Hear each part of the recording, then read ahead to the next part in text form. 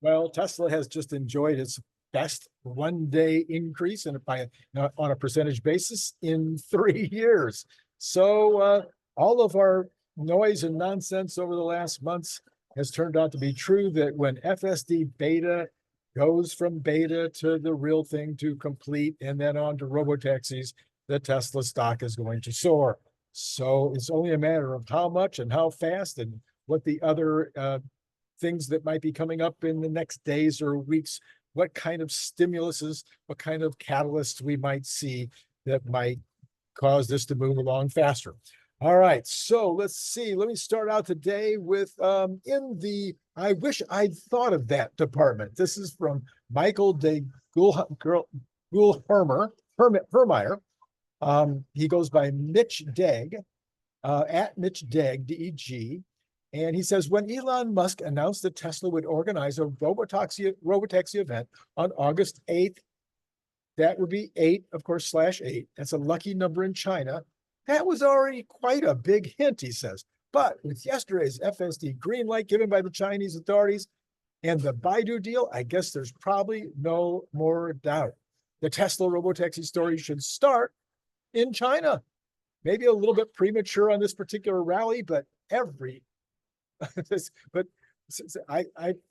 wish that I had thought of this particular idea, that this might mean that the very first robotaxis might be in China. In fact, maybe that's kind of the point of Elon's visit, was to talk about the actual rollout, beginning of the actual services in China. I'm hoping, of course, as I've mentioned on this channel a couple of times already, that we're going to see supervised ride-hailing services soon. In the US, maybe in China, maybe in Europe, maybe in Australia, maybe Canada, who knows? But it would be great to see that. I think it is the right way to go. I hope they do it. Then there's this from Dylan Loomis. Now, you got to take this a little bit. Today was a great rally, and we had a great rally the other day, and things are looking good right now, but we don't want to get too crazy here, because this is not, I believe it's going to go straight to 300, maybe higher than that, especially if robotaxi becomes a thing. But sometimes, okay, everything in this list is true. It's just maybe a little early to be flaunting it. All right, but let's go down the list. Of course, I love Dylan Loomis, and so we'll talk about it here. Here we go. Number 1, never sell Tesla after a 3-year consolidation period. Seems like every time that happens, stock goes up, but again, too early on that one. Number 2, never sell Tesla before a robotaxi launch. That's a funny one. Never doubt Elon Musk. He makes the impossible merely late. Don't believe everything you read. That would be a very good one, especially with regard to Tesla. Just because someone has an audience or runs a fund doesn't mean they get everything right. But I have an audience. I don't get everything right. Oh, that. I guess he's talking about other people, not me, not him. Again, I've pointed out a million times, I don't get the numbers right. I don't get the highs right. If I did, I wouldn't be doing this broadcast at all. I would probably just have my feet up watching Niagara fall every day. All right.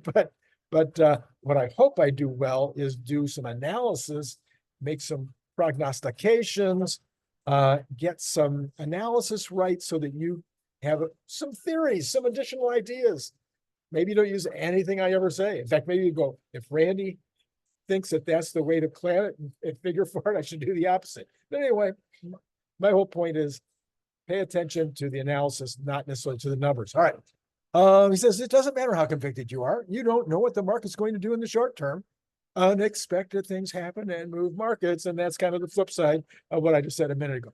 Financials matter in the long term, but can be overruled in the short term. And that's doubly true. Remember, so you got to take into consideration stock market technicalities. You got to take into consideration the economy in general, and how the economy is affecting the stock market in general, and therefore how the folks who bet equities and buy equities, how they're thinking about in terms of risk on or risk off. That's all very, very critical in terms of thinking about your own individual stock, like a Tesla.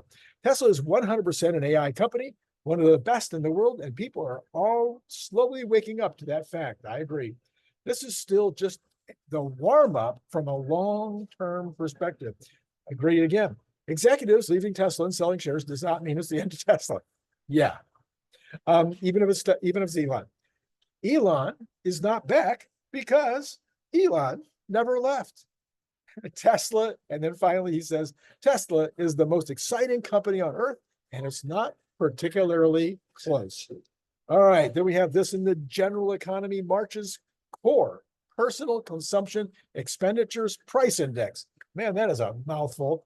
Excluding food and energy, which means core. Core means excluding food and energy, came in at 2.8% on an annualized basis, slightly above the 2.7% rate anticipated by economists told by the Dow Jones. So higher than expected and already a high number.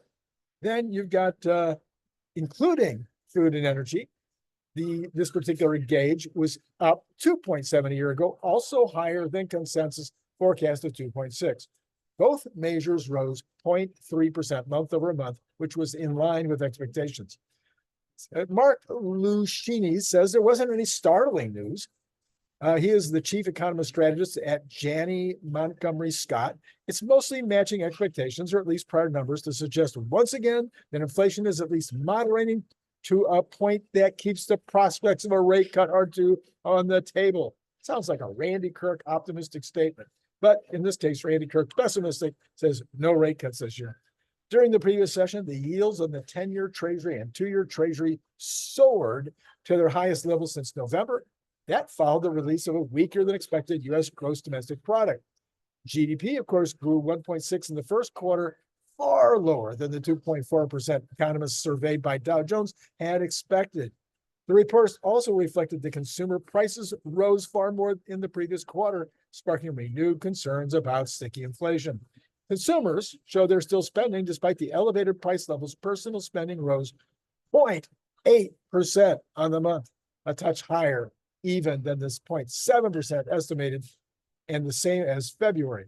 So it's 2 months in a row at 0.8% over the previous month. Personal income increased by 0.5%. Again, high, very high, in line with expectations, but higher than the 0.3% of previous month.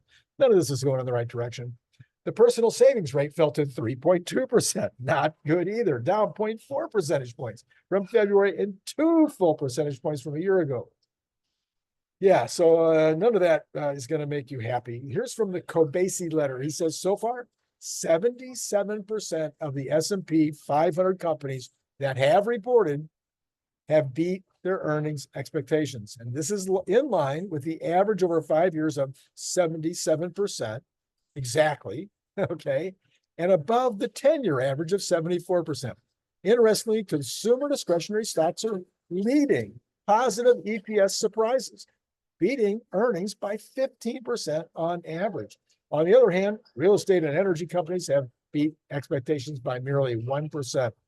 Still, he says, 54% of the S&P 500 companies are scheduled to report their results for quarter one over the next few weeks, with the biggest bulk of them, 150 of them this week, some of them today, but some of the big ones start tomorrow. And if I get a chance, if I'm in a place where I can do it, I'll give you some report backs on what happened to Apple, etc. tomorrow night, but it may have to wait until Wednesday morning. All right, let's take a look at what's happening with, let's start with Tesla. Okay, here we go. Tesla, of course, as you know, was up 25.76 for the day. That's 190 at 194 closing. We have the Dow Jones up 146, the NASDAQ up 55, S&P up 16. We have the Magnificent Seven were mixed, with NVIDIA barely scraping out a gain, Amazon with a small gain, and Apple with a nice gain, everything else down, and not pretty big. We've got the Cathie Woods every one of them up with slight increases, nothing big, just $1, 50 cents, etc. No big gainers, but all of them in the green today. Now that would make you think what? You'd think, okay, bonds must have done okay today. We'll look at that in a minute. Let me just give you those percentages real quick. So the Dow is up 0.38, the NASDAQ similar 0.35, S&P similar 0.32, and Tesla up 15.31. All right, let's go ahead and take a look at, yeah, we're gonna move over here to bonds to see if we were right about those bonds. So I unfortunately am having trouble getting all of the bonds because of some kind of connection problem, I guess. But the 10-year, at least we know, was up. I'm sorry, down point. I'm sorry, down 6 basis points today to 4.609. So there you go. There's your Kathy Woods all getting a big bump today. Also, that probably was a little bit of a help for Tesla. And then you got oil. You got oil prices down 111 today. Also, Brent down a buck. So 82 and 88, 82.74 and 88.48. So that is definitely down.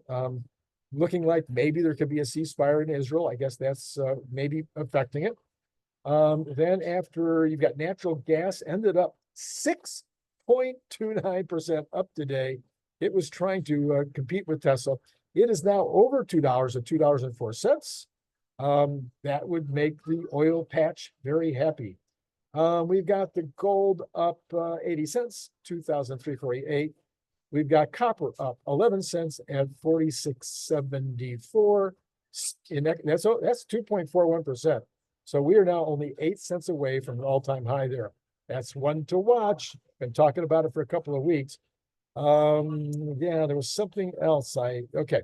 We got the yen jumping today. Well, the yen had hit like super big lows, and then it bounced back up against it.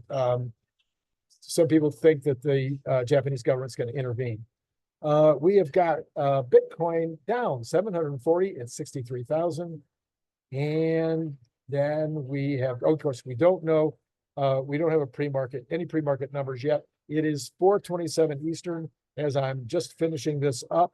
And so you don't have any of those yet. Now, by the way, Brian White was on. We did manage to put together 2 programs. So you can go look at one of them right now. We did just a few minutes ago. We went deep dive into the ramifications of the China deal. And then tomorrow we've got a program also. So that'll be up for you to see tomorrow. But the card for today, right here, I put the card right up there. All right, so that's all I got. And it's been great talking to you. On to Toronto.